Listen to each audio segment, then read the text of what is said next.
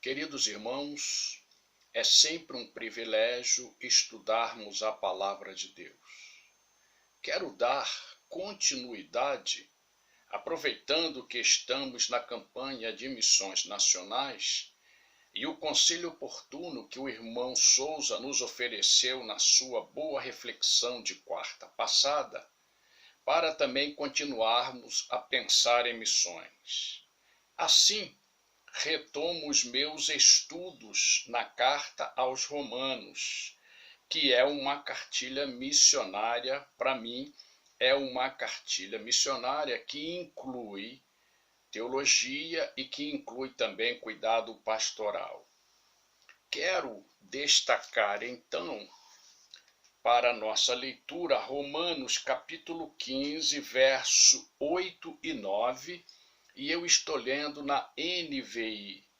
Pois eu lhes digo que Cristo se tornou servo dos que são da circuncisão, por amor à verdade de Deus, para confirmar as promessas feitas aos patriarcas, a fim de que os gentios glorifiquem a Deus por sua misericórdia, como está escrito: por isso eu te louvarei entre os gentios, cantarei louvores ao teu nome. Paulo está fazendo uma referência ao Salmo 18 e também a segundo livro de Samuel, no capítulo 22. É importante que nós entendamos, então, o que Paulo está, na sua observação, no seu ensino, a nos mostrar. E ele parte de uma seguinte afirmação: não existe missões sem a compreensão do messianismo. Interessante, profunda reflexão, profunda afirmação. Não existe missões sem a compreensão do messianismo. Messianismo, é fundamental para o cumprimento da comissão que tem como base a evangelização.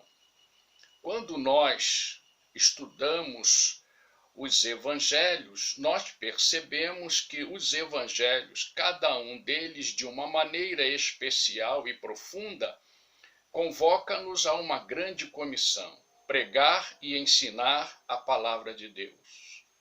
Para justificar sua afirmação, recorre então ao Salmo 18. Esse salmo, que é um canto de Davi, mas que, conforme Calvino, é um salmo messiânico, porque vai além da vitória de Davi sobre os seus inimigos e sobre Saul. Também destaca que nesse trecho, especialmente no Salmo 18, 49, a condição messiânica de tudo aquilo que o Salmo destaca para nós. Então, o canto do Salmo 18 e o canto de 2 Samuel 22, eles estão afinados. Eles ressaltam um louvor a Deus. Eles ressaltam um canto e no final de tudo o canto ressalta o messianismo, ou seja, Cristo é o Messias e que ele, como Messias, executou uma obra edificante para todos nós. Paulo, então, mostra que a importância do messianismo é profética e, além de profética, é também uma valorização do Antigo Testamento. Paulo, muitas vezes, nos seus ensinos, nos seus escritos, ele buscou referência no Velho Testamento para executar aquilo que ele, na verdade, gostaria de ensinar. Então, eu gostaria de considerar rapidamente, nessa minha reflexão, o seguinte tema: missões, messianismo na prática. Missões, que é agora o nosso envolvimento em missões nacionais, mas missões como o messianismo na prática. Na verdade, o grande servo de Deus depois de tantos anos em missões, depois da sua carreira aprovada nas suas viagens, ele agora está dando um destaque muito grande a isso. E eu creio que essa é uma observação que nós podemos também aproveitar do ensino de Paulo para aplicar à nossa vida. Messianismo na prática, missões, messianismo na prática, por quê? Porque o Messias valorizou os patriarcas. Paulo admite que Deus é o Deus dos patriarcas. Eles aguardaram nele. O que Paulo destaca é que os patriarcas, e aí especialmente o Salmo 18, que está incluso no primeiro livro dos Salmos, porque o livro dos Salmos é dividido em 5 outros livros, e o primeiro livro dos Salmos, de 1 a 42, ele destaca a verdade do patriarcado e também as ênfases do Gênesis.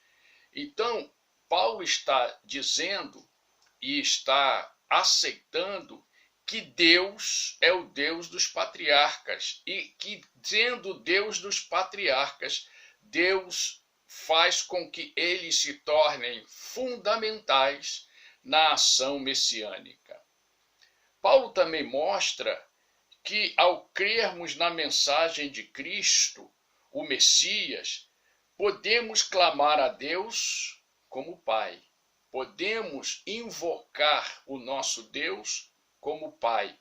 Podemos nos apropriar também do conceito elevadíssimo de termos Deus como Pai. Em Romanos capítulo 8, verso 15, ele diz assim: mas receberam um Espírito que os adota como filhos, por meio do qual clamamos Abba, Pai. Importantíssimo para nós.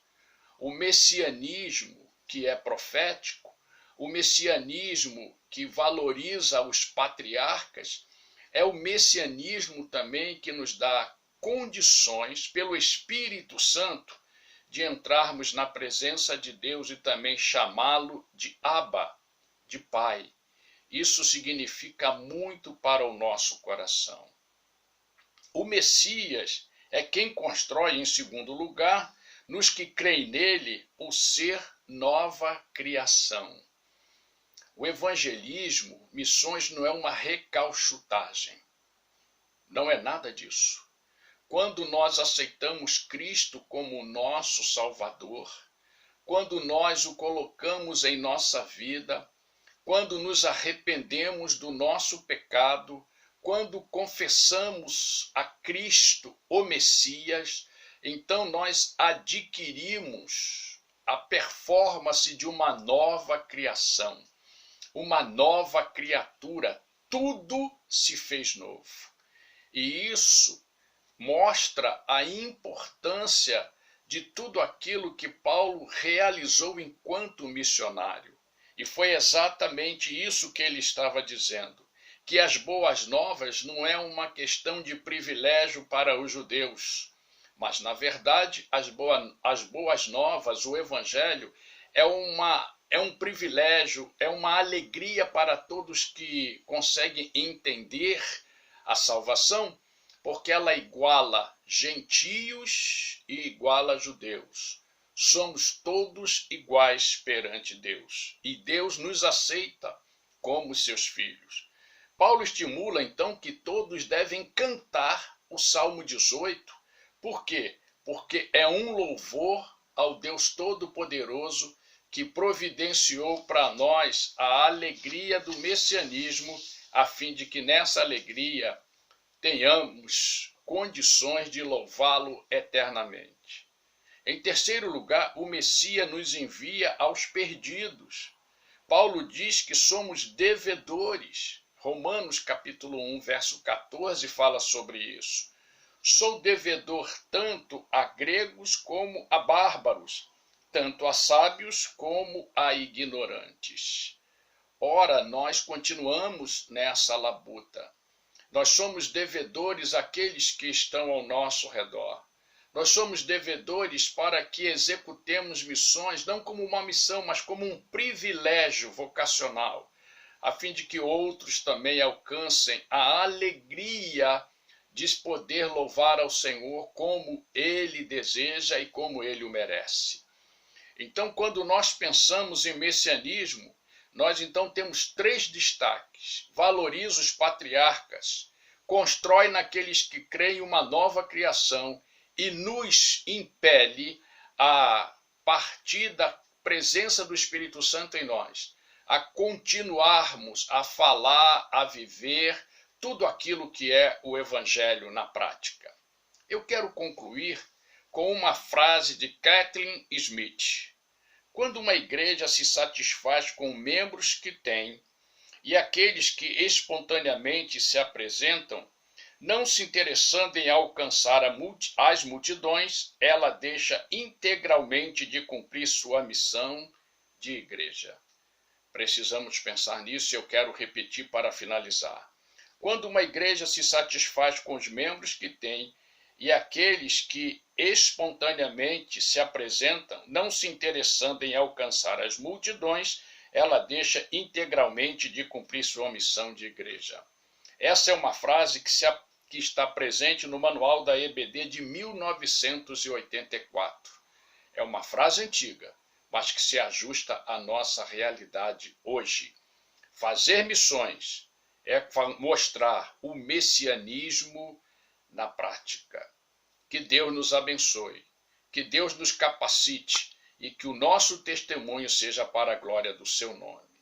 Shalom Adonai.